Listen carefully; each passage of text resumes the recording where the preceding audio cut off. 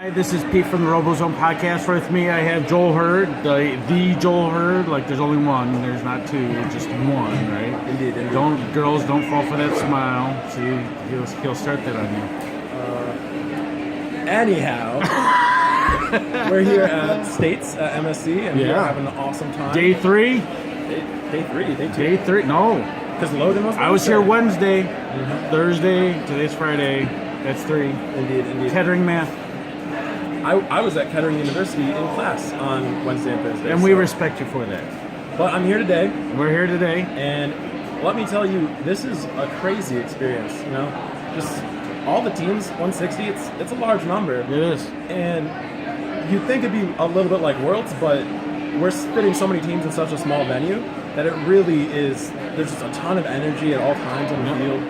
And the robots are bringing out real high quality play, so you know, I like it. And you've been floating from field to field, right? I have. So you probably have the best understanding of what's really going on out there. I mean, as much as you can get in 3 hours.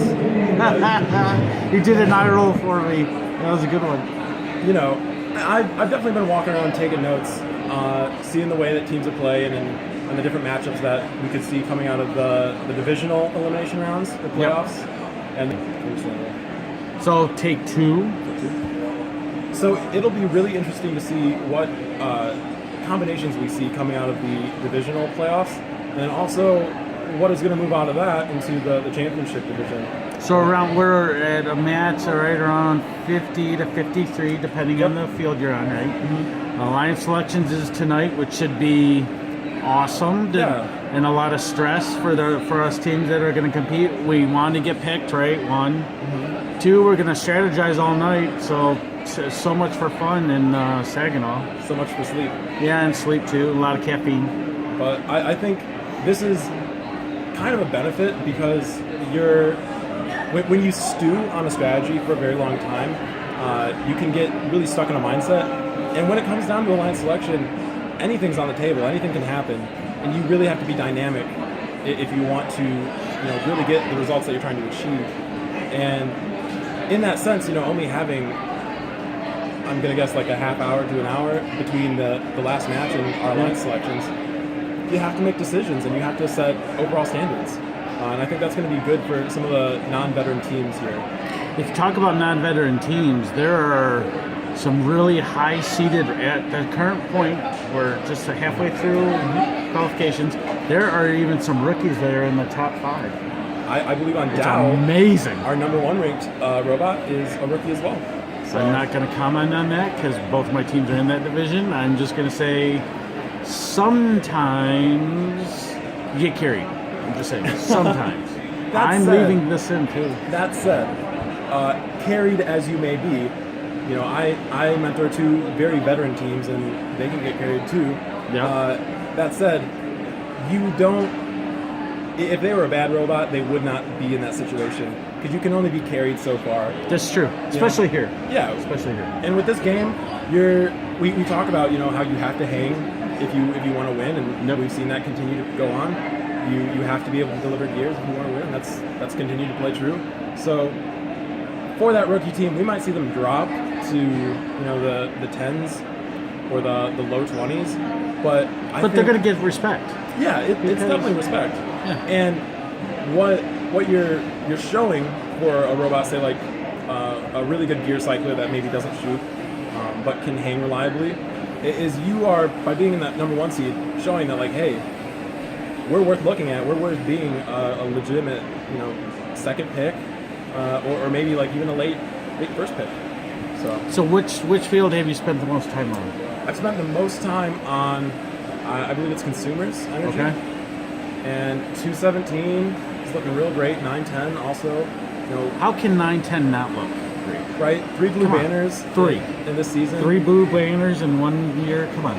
And overachievers. I sat down with their head of strategy on Monday, actually, and just talked about like what his thoughts were coming into this. Yeah. And he was saying, they weren't expecting to win most of the events that they went to. Obviously, once they went to this last event, they were like, okay, well, we're a lot better than we thought we were, but they're really happy with the 3 blue banners, and there's a feel that the consumers feel. It's one of those that has a really strong middle class and doesn't have a whole ton on the top or the bottom. So they're really looking to take that one into the championship round. And I think they have a very strong potential to. They're very smart in how they play the game, and when the objectives change based on like the score, the situation, or how the other team's responding to your play, they don't hesitate to change and alter their course of action. So basically what you're saying is defense wins championships is what you're saying. Yeah, I mean, they play defense really good. 9-10, I give you credit. Obviously, there's a lot of different factors that come into who's winning championships this weekend, but defense is like the wild card. You know, it's going to multiply whatever your other strategies are. If you can do it well while also, you know, scoring 4 rotors or putting up 40 KPA, like it's that little bit of push and pull every time you go through the neutral zone, as well as sometimes, you know, just having 2 really strong robots and one that can lock it down on defense. As an alliance, some component of defense needs to be there to multiply your ability on the offense. Any other pieces of advice or thoughts generally? I saw a team that had a sign that said rope, and literally I remember that clip. In the People match. go watch that clip. It's a That good clip was funny as I can't use that word. He'll link it or something. Yeah. We'll link it to this. But I saw him in the match. His pilot forgot the rope, and he held up from the driver's station the sign, and it fixed the whole problem. They went on to hang. It was awesome. Did it say Joel Hurd at the top? I wish. I wish. Not yet. We're getting there. He didn't watch the video of me saying, you know, you need to get a sign, which Maybe you know, he did, and maybe did you ask him? I did. Oh, My ego is just so bruised, but I was just really happy to see teams figure that out and not be putting those like pickles for no reason.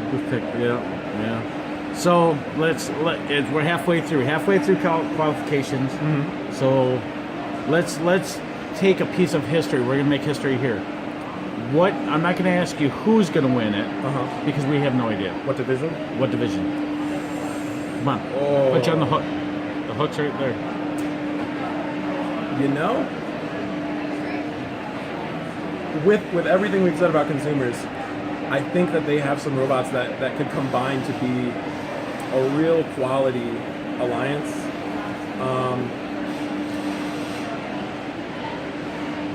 And given the play of our heavy hitters on Dow, there's been a downturn in the recent history. So I'm gonna pick consumers. I think it's time for Foley. You heard it here first. Oh, Foley. Did you just throw Foley out there? What? No one said that. Foley? Said that. What?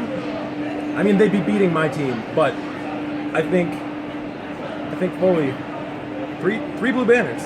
3 blue banners. Yeah, it's hard. 3. Maybe they got lucky in 2, but that last one, watch the video. They aimed for it, so it'll be really exciting to see how it plays out over the course of this weekend. Well, Joel, thanks for filling us in. You're still awake? Yes, I am still awake. Yeah. Yep. He took that extra day when he was at Kettering. Maybe he was sleeping in class. Don't sleep in class. I'm just saying. Just catnap it. Mm-hmm. They work. Lots of Red Bull as well. No, not if you're under the age of 30. Please. Hearts. Take care of the heart. Okay. All right. Thanks, Joel. No problem, man. It's good to be here.